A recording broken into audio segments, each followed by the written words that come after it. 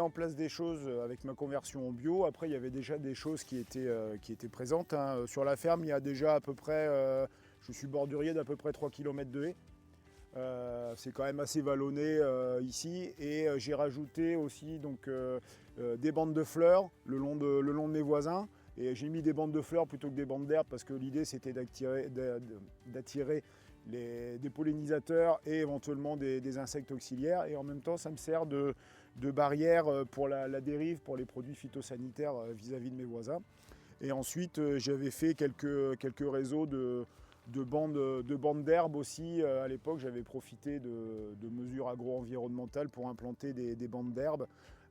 Aussi pour créer une présence pour les auxiliaires et puis également pour la petite faune sauvage comme les alouettes, les perdreaux, les faisans et ainsi de suite.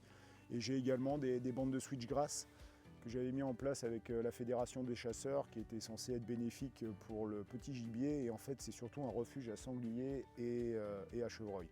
Mais il y a quand même des insectes dedans et s'il y a des insectes, il doit y avoir des auxiliaires aussi, donc c'est plutôt une bonne pioche.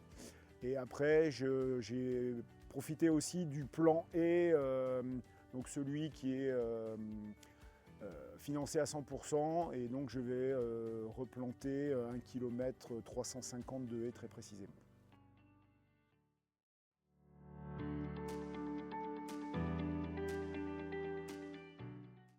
Pour la partie, on va dire, économique, le fait de mettre des plants de campagne, le fait de mettre de la fertilocalisée pour le faire partir, ça a forcément un bilan positif.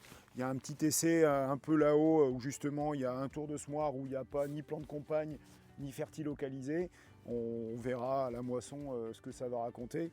Mais déjà, rien que quand on voit l'aspect du colza et le peu de dégâts qu'il y a d'insectes et de limaces dessus, on peut déjà dire que le colza bien implanté, c'est déjà une très très belle réussite par la suite. Après, vous avez le facteur temps, vous avez la luminosité, comme l'année dernière. S'il n'y a pas, une belle luminosité au niveau de la floraison, et du coup, il n'y aura pas beaucoup de silique. Mais normalement, un colza bien implanté, c'est déjà gage d'avoir un rendement au moins sécurisé, d'avoir une plante costaud. Après, en termes économiques, c'est la 3e année que je fais du colza. L'année dernière, la récolte 24, j'ai fait 26 quintaux, ce qui est a priori pas si mal que ça. C'est dommage parce qu'il était vraiment très très beau aussi. Il n'y avait pas eu beaucoup de dégâts de ravageurs dessus. Donc après, c'est malheureusement en bio, c'est la nature qui va nous dicter un petit peu en fonction des maladies, en fonction des pullulations des ravageurs. Mais ouais, un colza comme ça implanté, j'espère faire un peu plus de 30 quintaux l'année prochaine. Donc au point de vue bilan économique, si a priori le bio a l'air de vouloir repartir un petit peu, l'idée ça serait de faire en marge brute, ça serait de faire au moins, essayer de faire au moins 2000 € de l'hectare.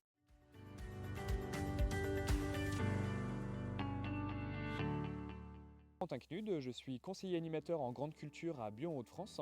Donc pour refaire le point sur les différents leviers dont on dispose en agriculture biologique pour la culture du colza. Ces leviers sont de diverses natures. Alors déjà on en a à l'échelle de la parcelle, donc Thomas Bourgeois en met plusieurs en place. Et tout d'abord, comme pour beaucoup de cultures biologiques, c'est un démarrage rapide et vigoureux de la culture, un semis assez précoce pour bénéficier de la chaleur, mais aussi de l'humidité qui va lui permettre de partir assez vite, et ce qui va lui permettre en fait d'être assez vigoureux avant les premières attaques d'altise notamment et de limaces. Donc ça c'est un premier levier qui est aussi assuré par les précédents, avec des précédents riches en azote, notamment la légumineuse en agriculture biologique.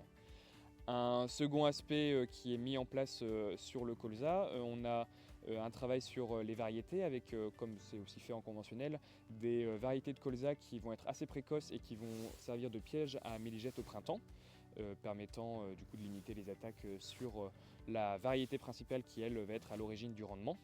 Enfin, ce qui est mis en place sur la parcelle ici, c'est d'associer le colza avec des plants de campagne, donc ici fenugrec. On peut avoir d'autres exemples, on a des tests qui seront mis en place, par exemple de façon beaucoup plus avancée entre guillemets avec du sarrasin, et par exemple, ou alors ça va être du trèfle, etc. Donc voilà, c'est des plantes qui vont servir à la fois soit répulsifs pour le ravageur, ou alors pour venir le perturber et limiter donc son implantation sur la parcelle de colza. Donc ça, ce sont des leviers à l'échelle de la parcelle. Cependant, en agriculture biologique, on fait aussi attention à mettre en place des leviers à la fois à l'échelle du paysage et de la rotation. Donc comme je disais, à l'échelle de la rotation, un colza bien assolé, c'est-à-dire bénéficiant de précédents ou d'antécédents riches en azote. À l'échelle de la rotation, on a aussi la plantation de haies, la mise en place de bandes fleuries, de bandes enherbées, qui vont permettre de maximiser la présence d'auxiliaires et permettre d'arriver sur la parcelle, non pas à une éradication totale des ravageurs, mais bien à leur limitation et au fait qu'ils ne vont pas avoir un impact conséquent sur le rendement. C'est ça l'objectif en agriculture biologique.